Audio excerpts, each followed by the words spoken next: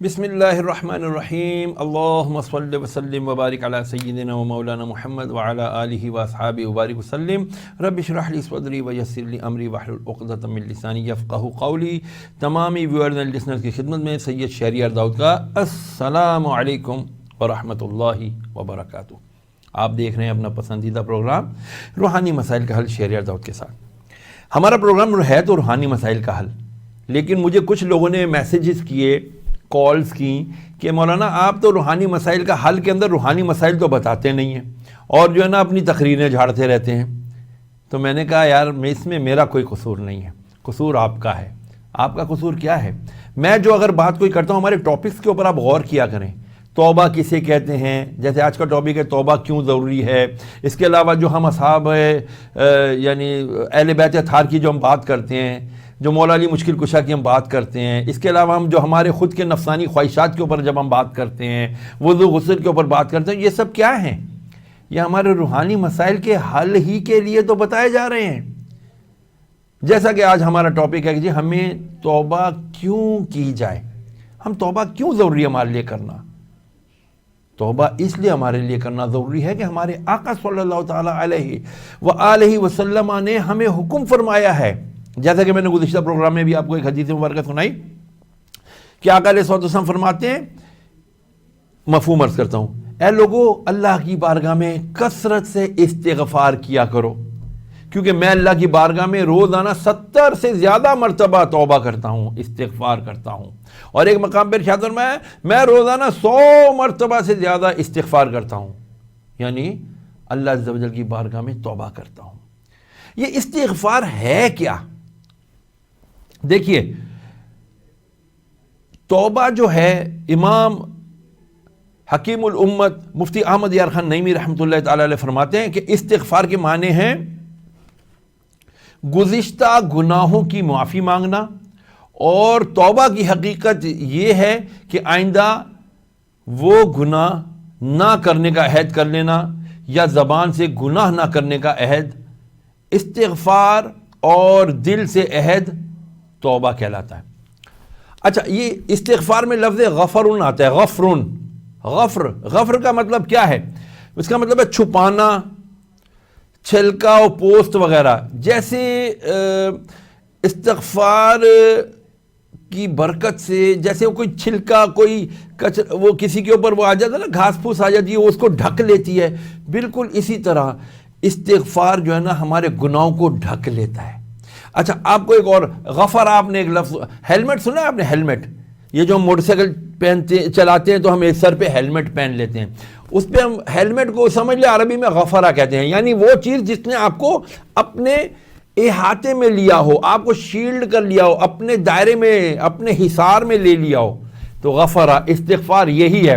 غفرہ اللہ، میں غفرہ میں آیا اللہ کی، یعنی میں حصار میں آیا اللہ کی۔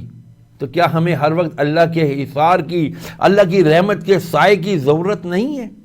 یقیناً ہے۔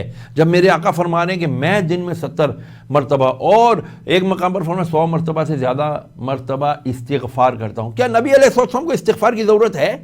یاد رکھیے گا، یہ بہت بڑا معاملہ، بہت اہم مسئلہ ہے کہ نبی، رسول، فرشتے، یہ سب گناہوں سے معصوم ہیں، یہ گناہ نہیں کرتے، ان سے گناہ ہو ہی نہیں سکتا۔ ایک بہت بڑا اہم بات آپ کو اور بتا دوں، یہ جو آج ہم لا علمی میں جہالت کی بنا پر منہ پھاڑ کے کہہ دیتے ہیں نا معاذ اللہ ثم معاذ اللہ، کہ حضرت آدم علیہ السلام والعیاذ باللہ نقل کفر نہ باشد، کفر کی نقل کرنا کفر نہیں ہوتا، یعنی لوگ کہتے ہیں کہ حضرت آدم کی خطا یا حضرت آدم کی غلطی، معاذ اللہ۔ یاد رکھیے، انبیاء اور رسول علیہ السلام یہ گناہوں سے پاک ہیں، یہ معصوم ہیں۔ انبیاء، رسول اور فرشتوں کے علاوہ کوئی بھی معصوم نہیں ہے، ٹھیک ہے؟ تو جو یہ کہتا ہے کہ آدم علیہ السلام سے غلطی ہوئی، معاذ اللہ، اس کو توبہ کرنی چاہیے، اپنے ایمان کی تجدید کرنی چاہیے۔ ٹھیک ہے. اسی طرح اگر وہ شادی شدہ تو اس کو اپنے نکاح کی بھی تجدید کر لینی چاہیے. اس کے لیے بہترین حل یہ ہے کہ کسی عالم دین یا کسی مفتی کے پاس بیٹھ جائیں اور اپنا یہ مسئلہ ان کو بیان کر دیں, وہ اس کی بہترین رہنمائی فرما دیں گے. تو ہمیں استغفار کرنا کیوں ضروری ہے؟ اس لیے ضروری ہے کہ ہم اللہ کی رحمت کے سائے میں آ جائیں, کیونکہ جتنی اللہ کی رحمت کی سائے کی ضرورت انسانوں کو ہے شاید اور کسی کو نہیں. امت رسول صلی اللہ تعالیٰ علیہ وآلہ وسلم کو کیوں ضرورت ہے؟ دیکھیے میرے آقا صلی اللہ تعالیٰ علیہ وسلم کے بہت پیارے صحابی حضرت عمر فاروق رضی اللہ تعالیٰ عنہ, کیا خوبصورت واقعہ ہے. آپ آ رہے ہیں مدینہ کی گلی میں, ایک دن جا رہے تو دیکھا ایک نوجوان کے ہاتھ میں کچھ تھی, ایک بوتل تھی جو شراب کی بوتل تھی. اب اس نوجوان نے جو حضرت عمر فاروق کو دیکھا تو اس نے فوراً وہ اپنی چادر کے اندر چھپا لی. حضرت عمر فاروق رضی اللہ تعالیٰ عنہ جلال میں تھے, آپ کے ہاتھ میں کوڑا تھا. آپ نے پوچھا کیا ہے نوجوان تیرے ہاتھ میں؟ اب تو یہ ڈرا, اس کو شرم محسوس ہوئی, یار اگر ابھی میری عمر فاروق کے سامنے شراب برآمد ہو گئی تو میری کیا عزت رہ جائے گی. اس نے دل ہی دل میں اللہ سے توبہ کی, یا اللہ تو مجھے آج عمر کے سامنے شرمندہ ہونے سے بچا لے, مولا میں آئندہ کبھی شراب نہیں پیوں گا. اس نے شراب سے پکی توبہ کی, پکا حج کیا, اور پھر ڈرتے ڈرتے اس نے کہا یا عمر میرے پاس جو اس بوتل میں جو ہے نا سرکہ ہے. عمر نے کہا رضی اللہ تعالیٰ عنہ دکھاؤ. جب دکھائی, بوتل کھولا گیا, اس کو جب دیکھا گیا, اس کو ٹیسٹ کیا گیا تو وہ سرکہ تھا. اللہ اکبر, سبحان اللہ و بحمدہ, سبحان اللہ العظیم.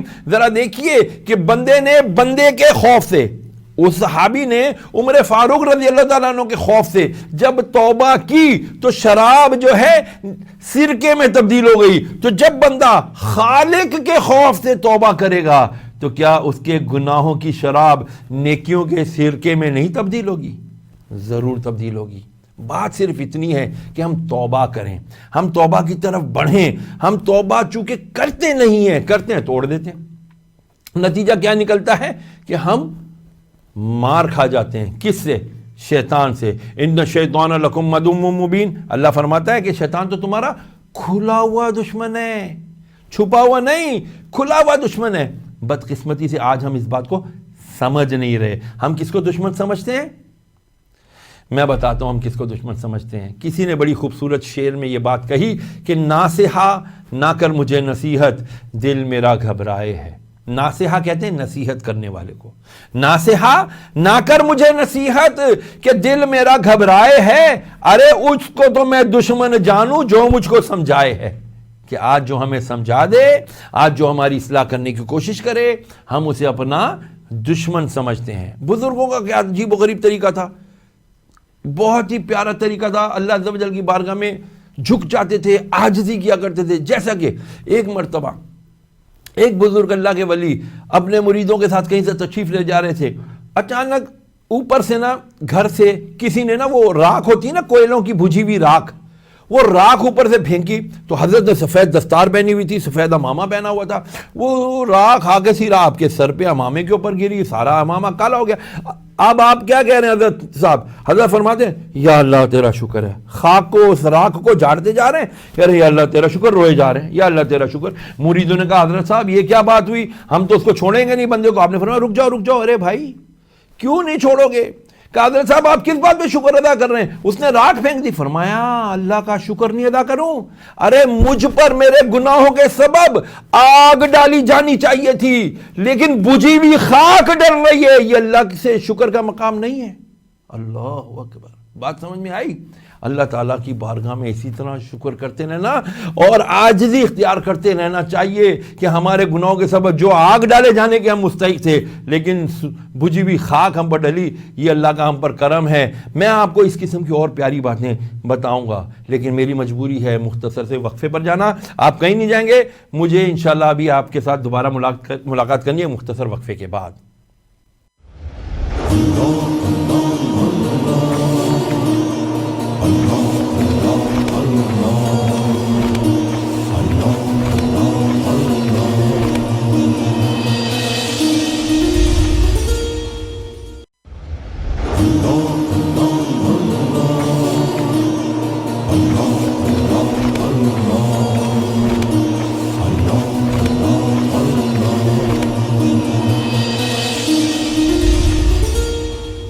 بسم اللہ الرحمن الرحیم.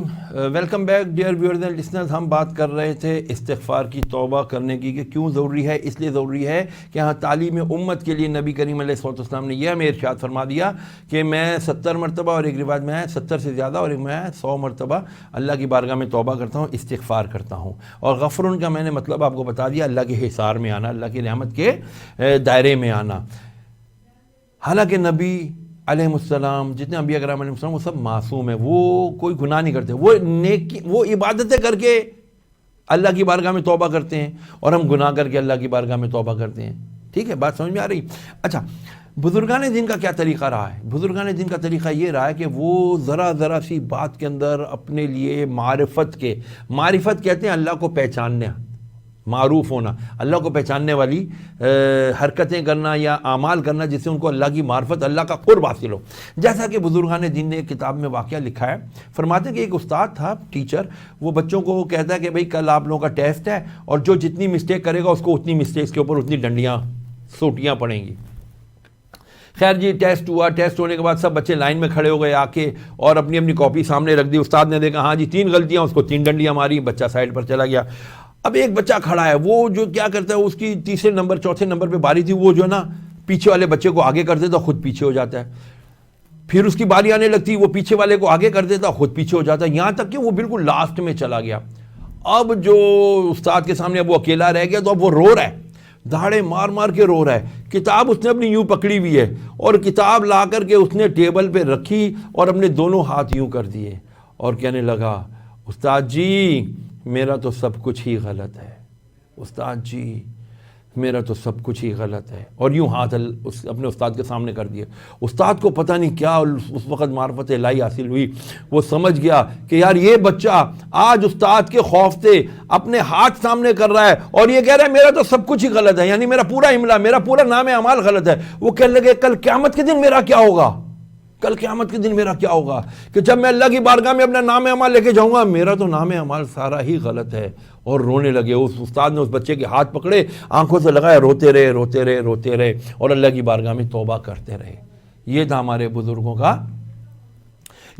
بزرگوں کا جو طریقہ کار، کہ وہ اس طرح اللہ کو یاد کیا کرتے تھے، اور عاجزی کر کے اللہ کی بارگاہ میں معافیاں مانگا کرتے تھے. اسی طرح ایک اور بزرگ رحمۃ اللہ علیہ کا واقعہ ملتا ہے. وہ اپنے مریدوں کے ساتھ جا رہے تھے، تو بازار میں نا ایک بندہ سنگترے سمجھتے ہیں آپ، ہم اس کو کیا کہتے ہیں، مالٹا، کینو، واٹ ایور اٹ از، سنگترے بیچ رہا ہے. وہ پنجاب میں سنگترے کہا جاتا ہے ان کو. تو ایک فروٹ بیچنے والا نا آوازیں لگا رہا ہے، چنگے سنگترے، چنگے سنگترے، چنگے سنگترے.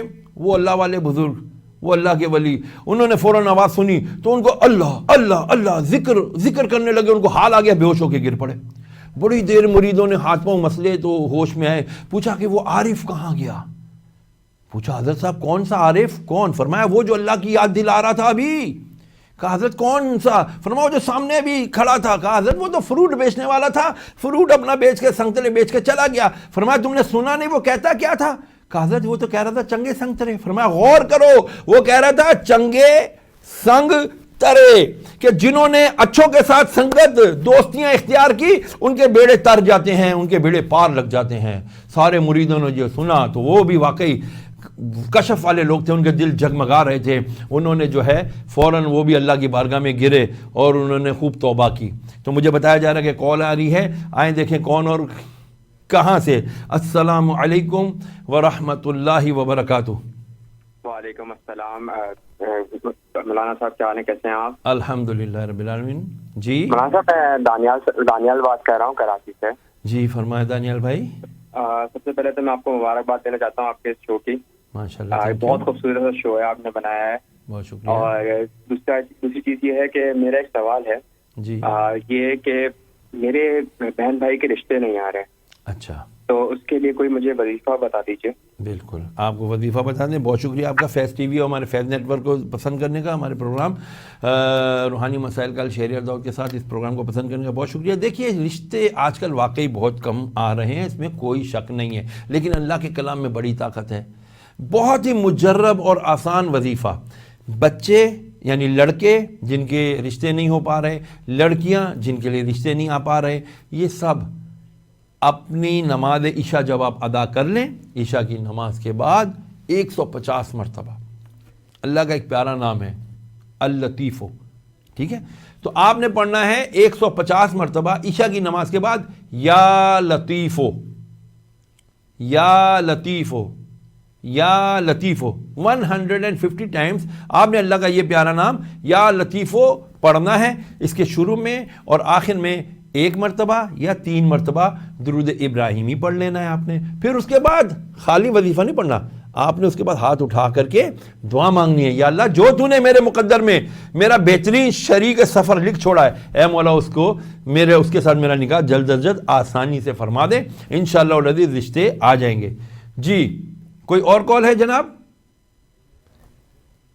ٹھیک ہے جی، تو میں عرض کر رہا تھا چنگے سنگ ترے، کہ جو چنگے سنگ ترے، چنگوں کے ساتھ، اچھوں کے ساتھ، پنجابی میں کہتے ہیں چنگے اچھے کو، سنگ سنگت، دوستی، صحبت، ترے یعنی بیڑے پار ہو جاتے، تر جاتے ہیں، یہ ہو گیا۔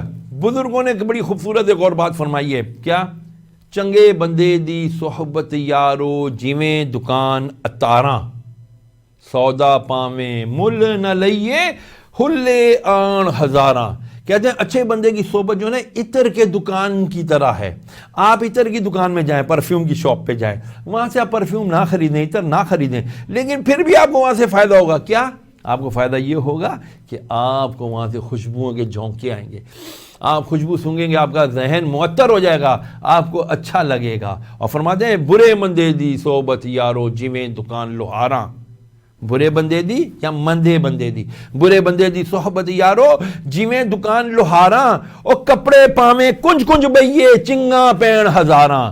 کہتے ہیں کہ برے بندے کی صحبت جو ہے وہ بہت ہی برے لوہار کے دکان کی طرح ہے۔ برے بندے کی صحبت لوہار کی دکان کی طرح ہے، کہ جس طرح آپ لوہار کی دکان پہ چلے جائیں تو وہ ہتھوڑیاں مارتا ہے گرم لوہے کو تو چنگاریاں اڑتی ہیں، تو آپ کتنے ہی اپنے کپڑوں کو سمیٹ کر بیٹھو لیکن وہ چنگاریاں اڑ کر آپ کے دامن کو داغدار ضرور کریں گی۔ اسی لیے کہا اچھوں کی صحبت اختیار کر لیں، کہ اچھوں کی صحبت میں ہمیں اللہ یاد آتا ہے، اچھوں کی صحبت میں ہمیں اس کا محبوب علیہ السلام یاد آتے ہیں، اچھوں کی صحبت سے ہمیں ذکر الہی کرنے کو ملتا ہے، اور جب بندے کی زبان ذکر الہی سے رچی بسی ہوتی ہے پھر اس کو گناہ نہیں ملتے بلکہ اس کو اچھائیاں ملتی ہیں، اس کے اوپر شیطانی وار نہیں ہوتے بلکہ وہ اللہ عز و جل کے پیاروں کی نظروں میں آ جاتا ہے۔ آج جو ہمارے پریشانیاں ہیں کہ آج ہمارے اوپر مصیبت ہے کہ یار یہ نہیں ہو رہا، کام مکمل نہیں ہو رہے، یہ کام مکمل نہیں ہو رہا، وہ کام مکمل نہیں ہو رہا، اس کی ساری سب کی وجہ یہی ہے کہ ہم اللہ کا ذکر نہیں کر رہے، ہم استغفار نہیں کر رہے۔ اس لیے روزانہ آخری بات کر کے آپ کو بتا رہا ہوں 313 مرتبہ ڈیلی 313 ٹائم ایک ہی لفظ پڑھیں، استغفر اللہ استغفر اللہ استغفر اللہ۔ انشاءاللہ 313 بار استغفر اللہ پڑھیں گے، اللہ تبارک و تعالیٰ اس کی برکت سے آپ کو روزی دے گا، اولاد دے گا، اور آپ کو انشاءاللہ العزیز اللہ رب العالمین بہت زیادہ نعمتیں عطا فرمائے گا۔ آپ سے میں اجازت لوں گا اس امید اور یقین کے ساتھ کہ آپ اپنا بہت خیال رکھیں گے اور ہمیں اپنی دعاؤں میں یاد رکھیں گے۔ اجازت دیجیے، السلام علیکم ورحمۃ اللہ وبرکاتہ۔